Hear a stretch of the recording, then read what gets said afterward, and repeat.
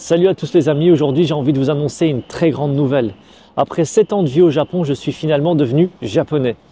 Et je vais vous expliquer pourquoi, via cette vidéo, un retour en Europe est compliqué dorénavant. Alors ce qui est assez comique, c'est que lorsque je suis parti pour le Japon, je pensais vraiment que ce serait temporaire. Je rassurais mon entourage très inquiet en leur disant que le marché du travail n'était pas encore prêt à accepter des Maghrébins très qualifiés. Et ça, je m'en suis rendu compte qu'une fois devant le fait accompli. Car même si l'inégalité commence dès l'enfance, ce n'est vraiment que quand tu rentres dans le monde du travail que tu te la prends en pleine face. Alors, je l'ai déjà dit, mais sans réseau, sans mentor, tu es vraiment à la merci de l'employeur, qui lui fera en sorte que tu fasses une belle danse du ventre avant de peut-être t'accorder le privilège de travailler pour eux. Ceux qui ont d'ailleurs déjà passé des entretiens collectifs savent très bien de quoi je parle. Et c'est ce qui m'avait conduit, malgré un bac+5, à commencer ma carrière en tant qu'intérimaire. Je me levais tous les jours à 5h30 du matin. Je faisais 4 heures de trajet par jour en transport en commun pour finir par être écarté après 1 an de bons et loyaux services lorsque le poste s'est transformé en CDI. La nouvelle manager ayant préféré embaucher une amie à elle pour le poste. D'ailleurs, la justification qu'elle m'a sortie était vraiment bidon. En gros, elle disait que je n'avais pas assez d'expérience, qu'elle n'avait pas le temps de me former et que je n'avais pas de voiture, donc que je n'étais pas assez flexible. Et moi, je me souviens que ça m'avait particulièrement déstabilisé. J'avais 23 ans, pas un rond, je me retrouvais sans taf et je ne comprenais pas comment je m'étais retrouvé dans une situation aussi précaire alors que j'avais tout fait dans ma vie pour ne pas l'être. Parce qu'il faut savoir qu'à l'époque, dans les journaux, on lisait partout qu'il manquait des ingénieurs. Moi, avec mon diplôme, je pensais alors que j'allais littéralement rouler sur le marché du travail. Eh bien non, je me suis pris une grosse tarte de réalité en pleine face et elle n'a pas fait semblant. Et d'ailleurs, il faut savoir qu'après avoir été diplômé, j'ai passé quand même 7 mois sans travailler, à postuler tous les jours, quitte à même postuler pour des tafs sous-qualifiés comme opérateur de maintenance. Parce que je ne pouvais pas rester comme ça. Et ça, c'était il y a plusieurs années. Tout ça pour vous dire que ce qui se passe aujourd'hui, en fait, ce n'est pas nouveau. Mais la différence en ce qui me concerne, c'est que j'étais assez optimiste à cette époque. J'étais persuadé que ce n'était qu'une question de temps avant que les choses s'arrangent. Il suffisait simplement que je quitte le pays, que j'accumule du savoir et de l'expérience pour revenir en force avec des compétences pour lesquelles les gens seraient prêts à payer. Et ça, pour moi, c'était une évidence. J'étais persuadé qu'on serait la génération des jeunes issus de l'immigration qui pousserait notre pays d'adoption vers le haut. Parce qu'en fait, tout était là. On avait reçu une instruction occidentale, on avait des diplômes, des qualifications, on était jeunes et on avait surtout envie de réussir. Réussir dans le pays qui avait accueilli nos grands-parents. Mais au final, comme la deuxième génération avant nous, la troisième génération, c'est-à-dire la nôtre, elle aussi est une génération gâchée pour le pays. Mais je pense quand même que ceux qui ont le plus souffert, c'est sans doute la deuxième génération. Celle de nos parents. Eux, ils ont été frappés 2 fois. La première parce que malgré le fait qu'ils soient nés en France, on leur a fait comprendre que les études, ce n'était pas fait pour eux. Et la deuxième fois, c'est parce qu'on leur a volé la fierté de voir leurs enfants s'en sortir mieux qu'eux grâce aux études. Alors certes, leurs enfants sont plus instruits, mais non seulement ils n'ont pas un meilleur avenir, mais il est même pire que celui de leurs parents. Il suffit de prendre un exemple tout simple. Mon père, avec un salaire d'ouvrier, a pu construire bien plus que ce que je pourrais être capable de faire aujourd'hui en étant ingénieur en Europe. Alors mettez-vous à leur place, imaginez la fierté et le soulagement qu'ils ont dû ressentir en voyant leurs enfants enfin obtenir un diplôme, pour au final les voir traîner à la maison au chômage. Et ça, même s'ils ne vous le diront pas par pudeur, ça a été très dur à encaisser. Alors on peut dire sans prendre de risque qu'on est la génération de la désillusion, celle à qui on a vendu le mérite et l'ascension sociale pour qu'une fois arrivé au seuil, se faire recaler. Mais ça ne s'arrête pas là. Il y a aussi un autre phénomène qui caractérise particulièrement notre génération, c'est d'être la cible d'une marginalisation quasi quotidienne sur les réseaux et tous les plateaux de télé en France, histoire d'enfoncer le clou encore plus. Il suffit de demander à vos parents, on n'a jamais autant critiqué la communauté maghrébine dans les médias qu'aujourd'hui. On vit vraiment une triste époque où être musulman ou maghrébin, parce que le glissement sémantique est déjà fait pour l'opinion publique, c'est devenu une injure. Et si vous pensez que la politique de diversité et d'inclusion vous sauvera, vous vous trompez.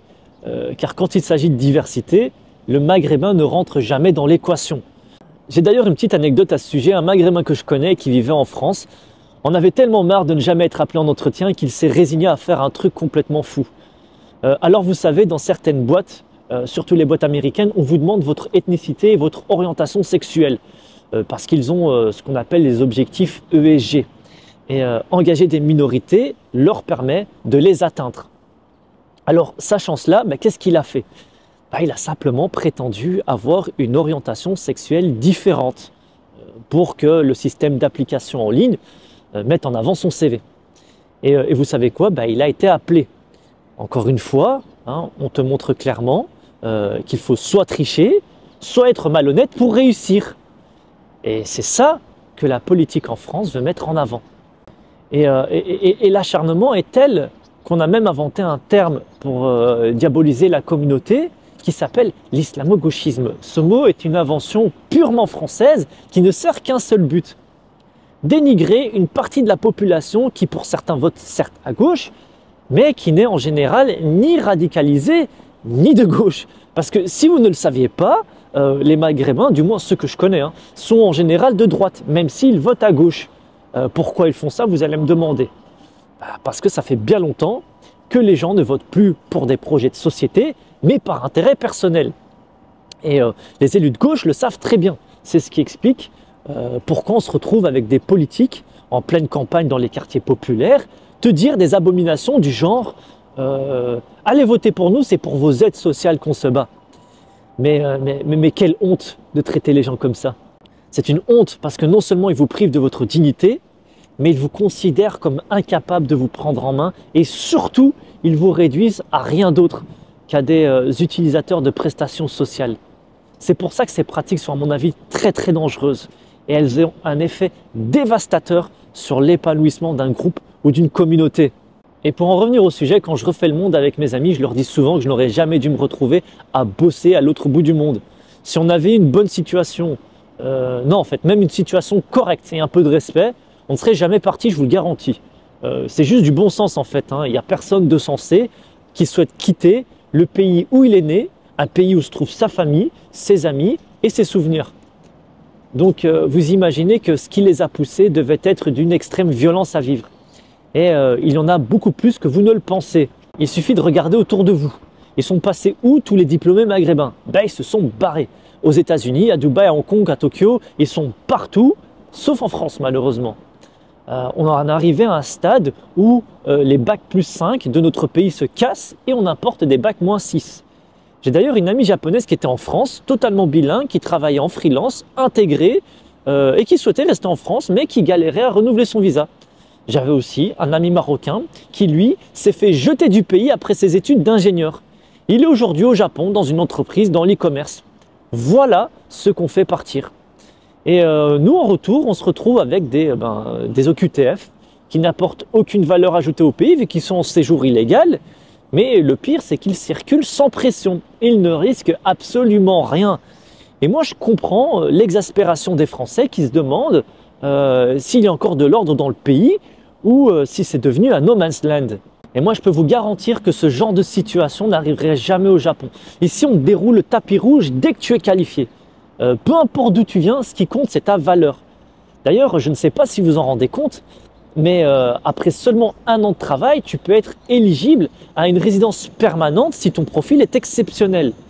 Et pour vous donner une anecdote en lien avec ce que j'ai dit avant, un étranger au Japon a essayé de rester après l'expiration de son visa.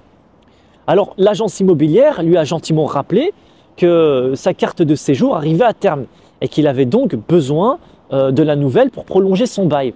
Après un premier appel, deuxième rappel, troisième rappel sans réponse, c'est la police qui s'est déplacée. Alors je sais que ça peut sonner un peu aigri, mais contrairement à ce que je pensais en partant, la situation en Europe n'a pas l'air de s'améliorer. Et même, à mon avis, elle est pire qu'avant à tous les niveaux. Tous ces talents qui sont partis, ils ne reviendront pas. Ça, c'est déjà fait. Et ceux qui sont encore là, ils vont bientôt les suivre. Je vous le jure, il y a vraiment quelque chose qui se prépare et la situation, elle est très grave. Parce qu'aujourd'hui, la France est devenue un pays qu'on quitte. Et si certains sont encore là, c'est juste parce qu'ils n'ont pas d'autre option ou parce qu'ils ont des obligations familiales. Sinon, croyez-moi, ils seraient déjà partis. Alors vous comprenez bien que revenir aujourd'hui en Belgique ou en France, c'est presque un suicide professionnel. Car niveau opportunité pour moi, c'est le néant. Parce que déjà, quand tu es d'origine maghrébine, non seulement tu dois postuler 5 fois plus pour trouver un travail, mais plus tu es qualifié et plus tu seras discriminé. Et je vous invite encore une fois à aller consulter l'étude de Marianne Valfort sur la discrimination à l'embauche. Ça vaut vraiment le détour. Et j'ai d'ailleurs une histoire qui illustre parfaitement ça. Je me rappelle, il y a quelques temps, j'avais reçu l'appel d'une recruteuse belge qui m'avait démarché via LinkedIn. Et elle me demande si on peut donc discuter d'une opportunité de travail en Belgique. Alors, il faut savoir que je n'étais pas forcément intéressé par un retour, car je me sentais bien là où j'étais. Mais j'accepte néanmoins par curiosité parce que j'avais envie de comprendre ma valeur sur le marché de l'emploi. Donc on s'appelle, je lui parle de mon expérience, de mes qualifications. Et elle, en retour, la dame me propose un job de technicien de laboratoire pour une compagnie pharmaceutique. Donc en gros, ça ne matche pas du tout mon profil. Ce à quoi elle répond, écoutez monsieur, si vous voulez rentrer en Belgique, je suis désolé, mais il va falloir faire des sacrifices. Mais je ne sais pas si vous vous rendez compte, mais c'est un vrai manque de respect et un vrai manque de professionnalisme. Et moi, je sais pertinemment bien qu'elle s'est permise de me parler comme ça pour une raison très simple à comprendre. C'est que les gens avec un profil comme le mien, c'est-à-dire les jeunes issus de l'immigration qualifiée, sont souvent mis dans des rôles de cadre opérationnels, bien loin des rôles de cadre supérieur ou exécutif. Et ce changement de mindset est assez difficile à accepter pour certains. Et ce qui est incroyable, c'est que ce n'est pas parce que vous êtes au bas de l'échelle des cadres qu'on va vous ménager, bien au contraire. On ne vous fera bien souvent aucun cadeau. Plus vous serez compétent et plus vous allez prendre cher pour au final servir la promotion de votre patron. Il n'y a qu'à voir comment les médecins algériens sont traités en France. Alors qu'ils sont devenus indispensables au fonctionnement de beaucoup de services dans les hôpitaux, on les traite comme des misérables en les payant le tiers de ce qu'un Français perçoit. Juste pour vous donner un chiffre, on parle d'un salaire de 1500 €. Je ne suis pas médecin, mais ça me révolte parce que c'est très grave de faire ça. Quand les leaders politiques ou industriels décident de payer des docteurs à 1500 €, ça veut non seulement dire qu'ils ne respectent pas le savoir, qu'ils ne respectent pas la science, mais surtout qu'ils ne respectent pas les valeurs républicaines et donc qu'ils ne respectent pas la France. Donc si tu comprends bien, ils s'en fichent complètement de mon profil international, que je parle 4 langues, que je sois cadre dans une multinationale, ça ne change absolument rien. Le plafond de verre, il est bien là et il est blindé et même pas transparent. Donc vous l'avez compris, au mieux on fait un taf du niveau d'un jeune diplômé, au pire un job sous-qualifié. Et un pote m'a dit un truc qui m'a particulièrement marqué, c'est qu'entre nous et nos parents, rien n'a vraiment changé.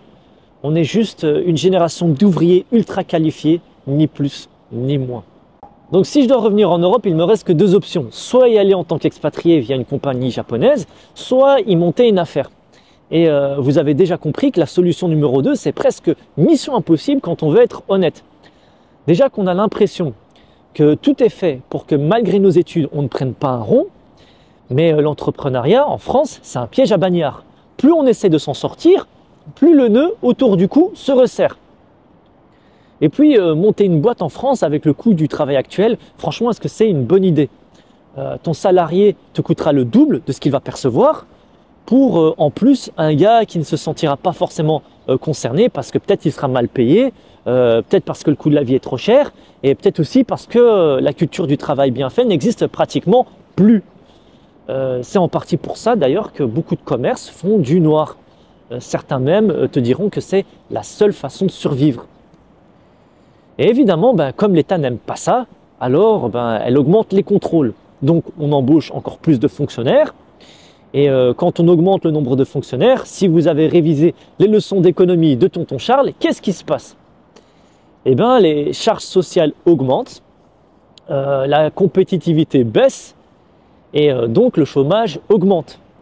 Voilà, c'est le serpent qui se mord la queue. Alors, quant à le président Emmanuel Macron, qui te dit que pour combattre les discriminations, il vaut mieux monter sa propre boîte en France et qu'il peut même offrir des aides et des subsides, je trouve ça scandaleux. Alors déjà, un aveu de faiblesse de ce niveau quand on est président, c'est inadmissible. On est élu pour résoudre des problèmes, pas pour pleurer au chevet du peuple français. Mais je trouve que c'est aussi se moquer du monde, car on ne fait que retarder l'inévitable en maintenant sous respirateur artificiel un business qui ne dépassera pas de toute façon les 5 ans. On pourrait presque appeler ça des emplois fictifs, tellement l'issue est évidente. Donc tu comprends que vivre dans un pays comme la France, quand on veut travailler, c'est presque du masochisme. Tu travailles pour entretenir un système qui veut te broyer. Parce que quand il s'agit d'imposer les gens, le pays fait preuve d'une intelligence remarquable. Alors, je diverge un peu, mais je me dis vraiment, après mûre réflexion, que les bourses d'études, c'est un cadeau empoisonné. On te subventionne pour que derrière, tu deviennes une vache à lait pour l'État. Moi, je me souviens qu'il y avait 40% de mon salaire qui partait en impôts pour aller notamment dans la poche de gens qui sont en vacances toute l'année, ou celle de pseudo-digital nomades, coach en indépendance financière, qui en plus vous narguent sur les réseaux sociaux en vous disant que le salariat c'est pour les esclaves alors qu'ils sont au RSA. Et je ne vais pas encore vous parler du fiasco de la rénovation de la gare de Mons qui devient, grâce à l'incompétence de certains, la gare la plus chère de Belgique et l'un des pires dépassements budgétaires du pays. Alors comprenez bien que ça ne me dérange vraiment pas de payer des impôts si cela permet de contribuer à la croissance du pays et au bien-être de notre société, loin de là. Mais il faut mettre les gens face à leurs responsabilités, surtout quand ils font des erreurs qui coûtent cher aux contribuables. Alors je ne vous apprends rien non plus en vous disant que si on devait décerner le titre de champion du monde de l'ingénierie taxière, la France serait un sérieux contender au titre. La TVA, l'ISF, le malus écologique, tout ça ce sont des inventions françaises. D'ailleurs, plus récemment, Macron disait que pour soutenir l'effort de défense, il souhaiterait même la création d'une taxe numérique. Moi, dans le futur, je ne serais pas surpris si on nous inventait une taxe même pour respirer. Je vous donne même l'idée, on pourrait appeler ça la taxe oxygène. Donc oui, la France innove, mais peut-être pas là où on l'attend. Et moi, je pense qu'au lieu de chercher où prélever l'argent, on devrait plutôt créer un environnement où réussir par le travail est possible. Parce que quand tu regardes bien, la France, c'est presque le pays parfait si tu ne souhaites pas travailler. Tu auras un revenu, un appart, des soins gratuits et même une prime de Noël. Mais surtout, personne ne viendra te déranger. Et pour beaucoup de gens, en France ou même en dehors, c'est ce qu'on appelle un bon plan. Et je trouve ça vraiment dommage parce que ce qui était une idée sociale fantastique a été détourné de son but premier par des gens qui se croient plus malins que le système. Et tu ne pourras plus renvoyer les gens qui sont en capacité de travail au travail parce que ce process est quasiment irréversible. Je me souviens d'ailleurs lorsque je prenais congé en semaine pour des procédures administratives de voir le centre-ville plein à craquer de gens qui font du shopping, qui boivent un verre en terrasse. Et à ce moment-là, je me suis surpris à penser, est-ce qu'il y a encore des gens qui bossent ici? Alors bref, pour conclure professionnellement, vous l'avez compris, c'est pratiquement impossible de rentrer à nouveau dans le marché de l'emploi sans faire marche arrière. Et puis, je parlais de valeurs morales et principes, parce qu'après avoir passé 7 ans au Japon, beaucoup de choses ont changé. Le malaise est encore plus terrible que lorsque je suis parti. La situation en Europe, il faut le dire, ne cesse de se dégrader, tant sur le plan économique, social et politique. La méfiance à l'égard des communautés maghrébines, d'ailleurs, elle augmente chaque année, tandis que les discours de haine, eux, se normalisent. Parce qu'aujourd'hui, tu peux même faire carrière en France uniquement avec ce genre de discours, que ce soit en tant que journaliste, chroniqueur ou même politique. Pas besoin de talent, il suffit juste d'être islamophobe. Alors récemment, j'ai lu un article concernant un projet de loi qui consiste à interdire le voile dans les compétitions sportives en France. Et je ne pouvais m'empêcher de me demander pourquoi est-ce qu'on mobilise tout un pays avec notre argent pour un débat qui touche à peine 1 ou 2% de la population. Surtout qu'il y a des sujets, je pense, plus importants à traiter et qui nous concernent tous. Comme par exemple le système de retraite déficitaire, qui est déficitaire de 55 milliards et qui ne cesse de se creuser année après année. Et je pense que ce que je viens de vous partager là, c'est vraiment révélateur d'une profonde crise sociétale et d'une sorte de radicalisation des discours qui entraîne un recul du débat constructif. Alors je parle de la retraite car c'est un vrai défi auquel tous les Français seront confrontés vu la pyramide des âges et le nombre d'actifs. Et que si vous comptez rentrer en France, il faut évidemment prendre cela en compte. Parce que j'ai le regret de vous le dire, mais mis à part faire reculer l'âge de la retraite avec ou sans votre accord à coup de 49.3, il n'y a rien qui sera fait. Et si vous comptez sur les prochaines générations pour payer votre pension, vous allez être fortement déçu. Parce qu'avec une dette qui augmente et qui n'est rien d'autre que de l'impôt différé, ça va accélérer le processus de fuite des cerveaux, mais aussi des industriels et des créateurs d'emplois qui n'auront pas envie de payer les erreurs des générations précédentes. Alors on prône souvent le système de santé ou l'éducation en France comme étant une motivation suffisante pour rentrer parmi beaucoup d'expatriés. Alors déjà, la santé est gratuite en France uniquement si tu ne travailles pas, si tu as de faibles revenus ou si tu es en situation irrégulière, CMU et l'aide médicale d'urgence. Parce que quand tu bosses, tu cotises pour la sécurité sociale. Donc non, ce n'est pas totalement gratuit. Certes, ce n'est pas les États-Unis, mais ce n'est pas gratuit. C'est important de le mentionner. Et puis je pense surtout, il faut comprendre que niveau prise en charge et qualité de service, on est à des années-lumière d'un pays comme le Japon. Ici, le jour même, je peux obtenir un rendez-vous avec un spécialiste, alors qu'en France, obtenir un rendez-vous, c'est la croix et la bannière.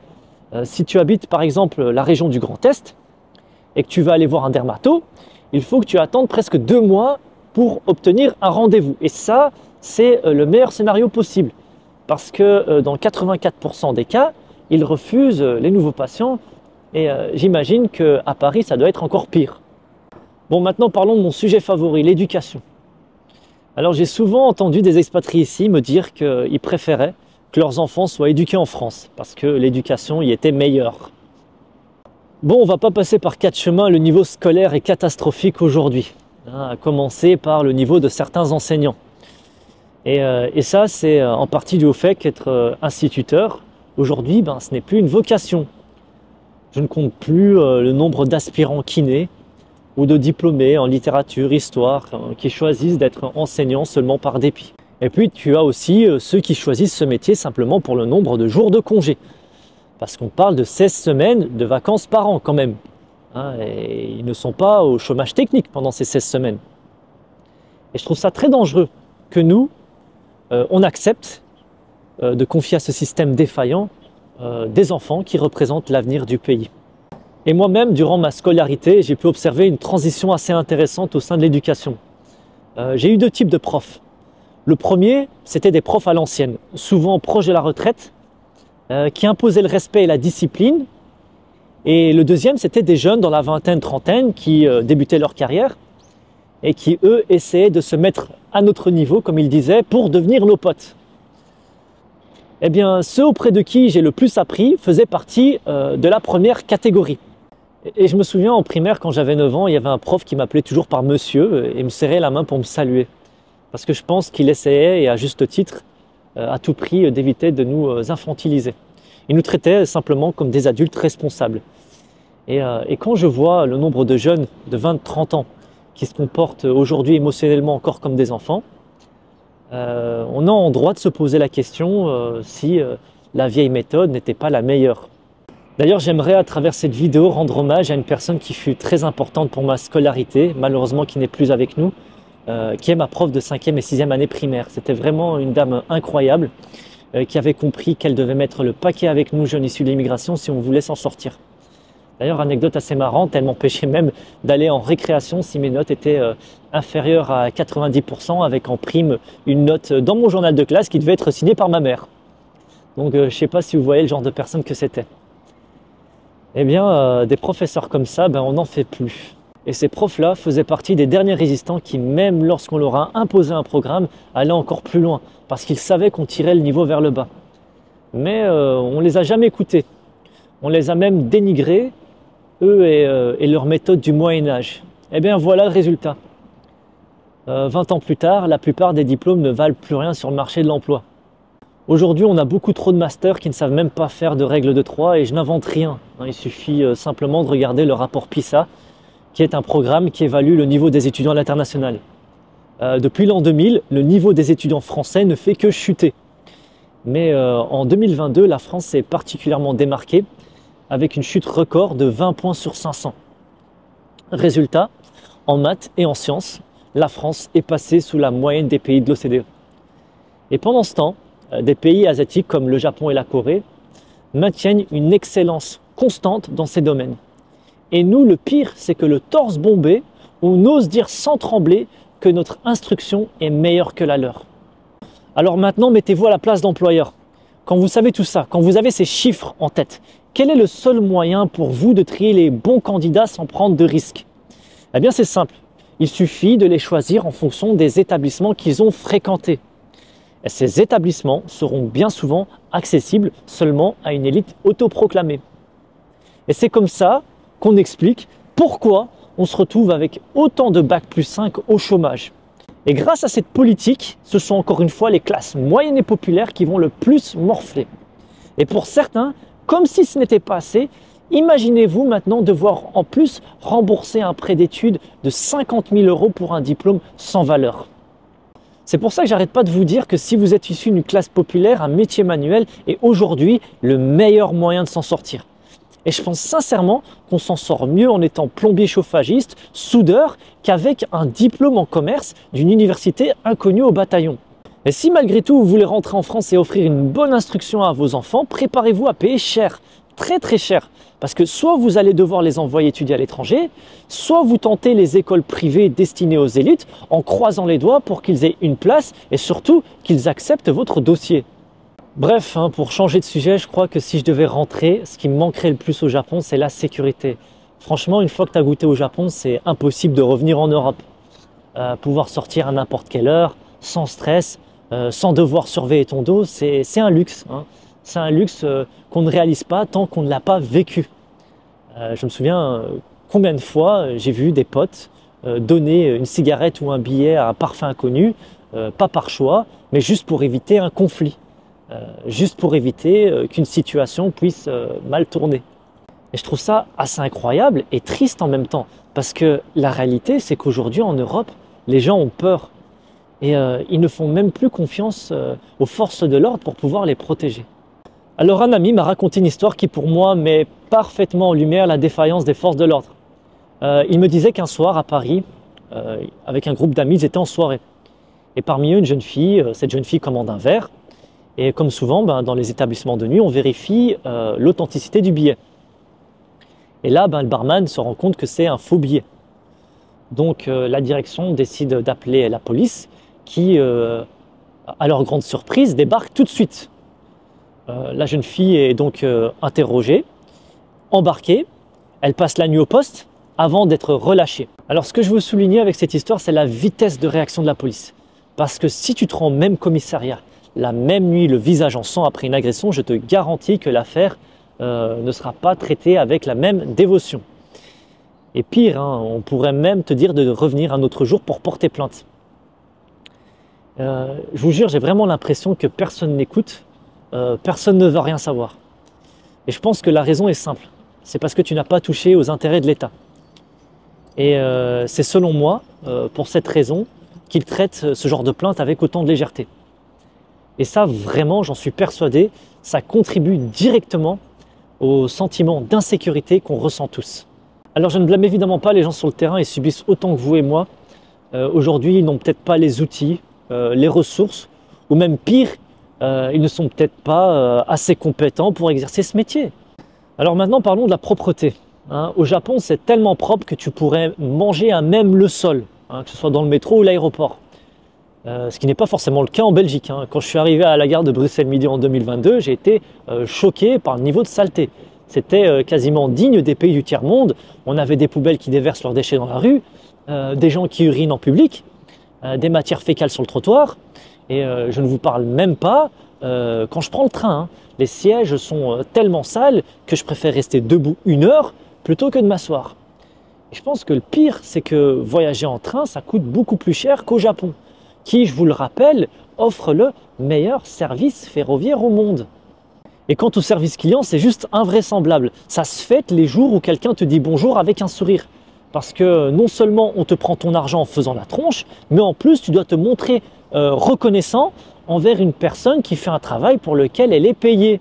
Et quand on sait qu'au Japon, il existe même un adage qui dit que le client est Dieu, pas roi, mais Dieu, je me demande vraiment comment on a fait en Europe pour en arriver là. Et moi je vous dis ça parce qu'après avoir vécu aussi longtemps au Japon, rentrer en Europe devient un véritable choc.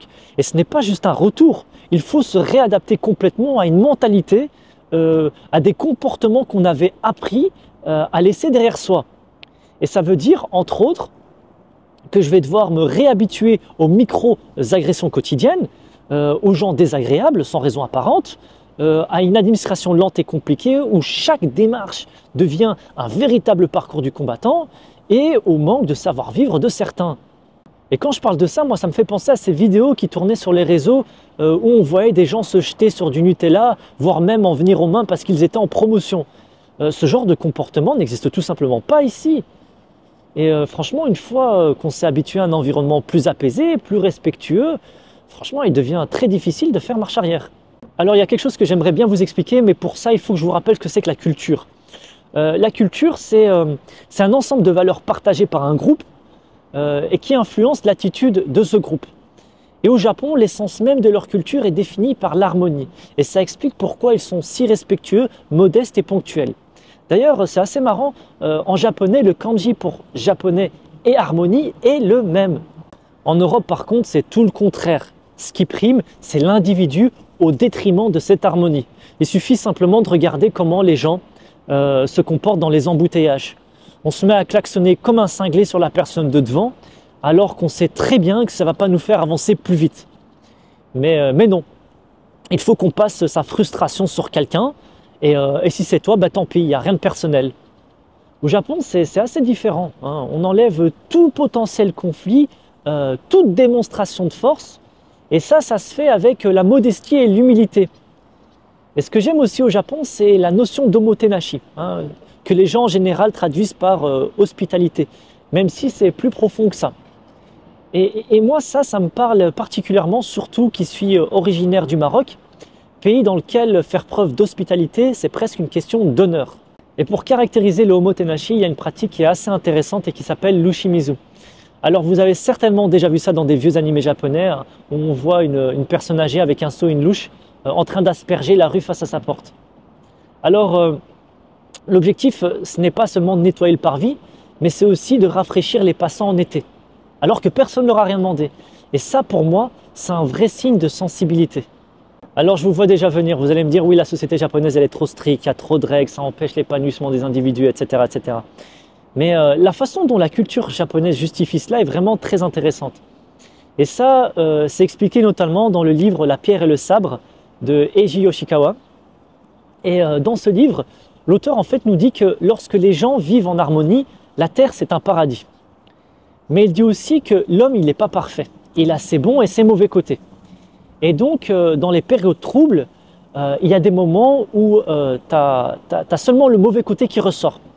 Et dès lors, l'environnement peut devenir très vite un véritable enfer à vivre. Et c'est pour cette raison que les bonnes manières et les politesses existent.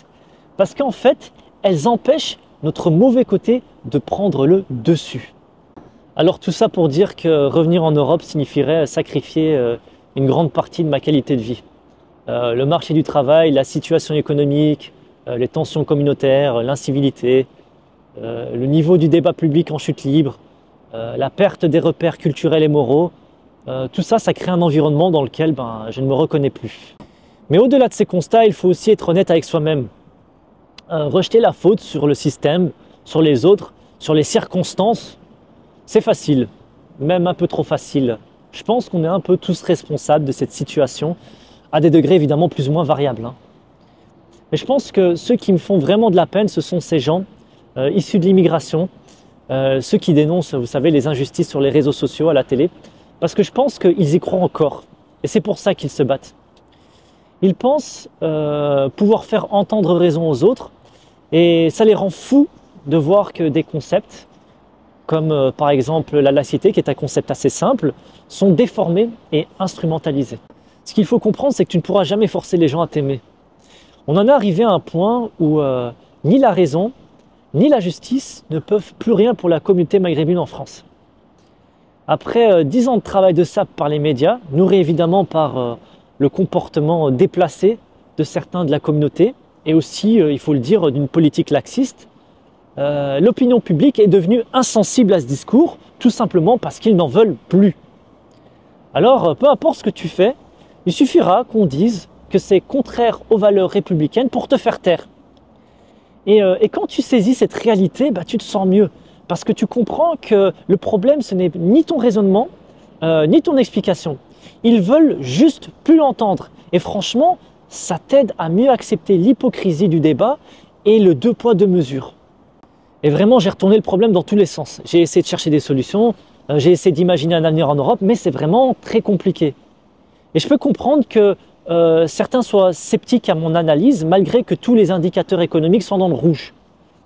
Mais je vous jure, hein, tant que tu n'es pas sorti de ce pays, tu ne peux pas te rendre compte à quel point ça sent le soufre.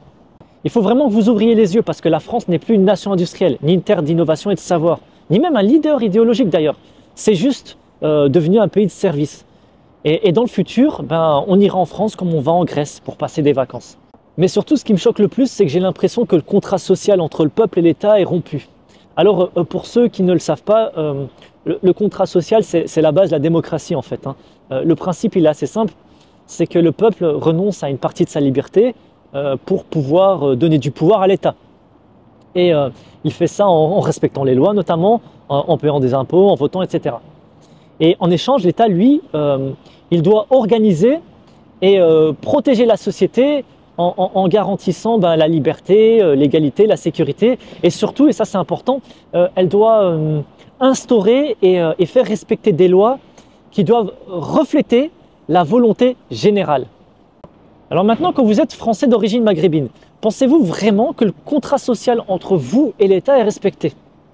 Et là, je dis maghrébin, mais en fait, on peut aussi poser la question à l'ensemble du peuple français, hein, parce que la tendance de ces 20 dernières années montre que les gouvernements évitent à tout prix les référendums, et quand il y en a, ben, on préfère simplement ignorer les résultats. Alors voilà, c'est pour toutes ces raisons que pour moi, rester au Japon est la meilleure option. Alors, ce n'est pas parfait, j'en suis conscient, mais ça me convient beaucoup mieux. Et je sais aussi que ce n'est pas une solution universelle. Chacun doit tracer son propre chemin. Mais si cette vidéo, elle a pu, ne serait-ce qu'un instant, amener une réflexion sur ce que vous attendez vraiment de la vie, sur vos aspirations profondes, alors je pense qu'elle aura rempli son rôle. Alors les amis, je vais devoir clôturer ici parce que je vois que le soleil est en train de se coucher et je pense que j'ai suffisamment parlé comme ça pour aujourd'hui. Donc comme d'habitude, si vous avez aimé cette vidéo, n'oubliez pas de liker, abonnez-vous et surtout partagez-la avec ceux qui pourront en avoir besoin. Aussi, n'oubliez pas de me dire ce que vous en pensez hein, dans la section commentaires. Je lis toujours vos messages et vos retours avec la plus grande attention. Merci encore d'avoir visionné la vidéo jusqu'au bout. C'était Abdel, le dernier salariman au Japon. Que la paix soit sur vous.